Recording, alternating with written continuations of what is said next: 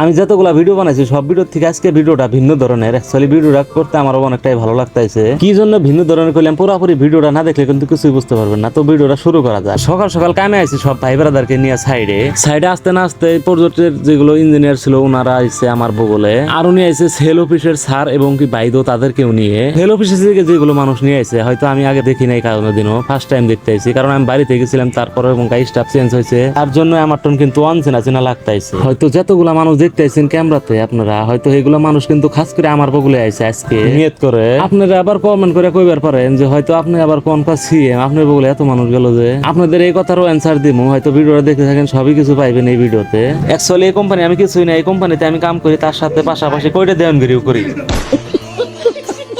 কোম্পানির ভিতরে যেহেতু কামের পাশাপাশি অল্প স্বল্প কয়টা দিন করি, তার কারণে কিন্তু আইসি এত নামি দামি মানুষ আমার ইন্টারভিউ নিতে।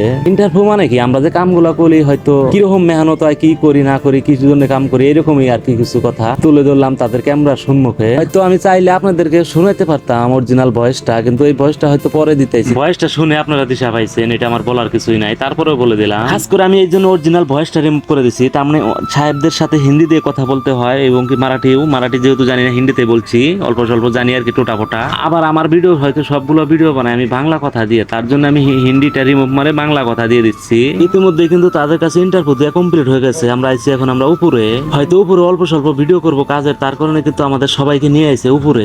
অ্যাকচুয়ালি বন্ধুরা, যে ইন্টারভিউটা দিলাম আমি জানি না কোথায় ছাড়বো এবং কি করবো ভিডিওটা, তাও জানি না। যদি আমি কোনোদিন আমি দেখতে পাই ভিডিওটা এবং কি হাতে পাই, আপনাদেরকে অবশ্যই দেখাবো ভিডিওটা। হয়তো 2-1 দিন পরে ভিডিওটা আপলোড হবো।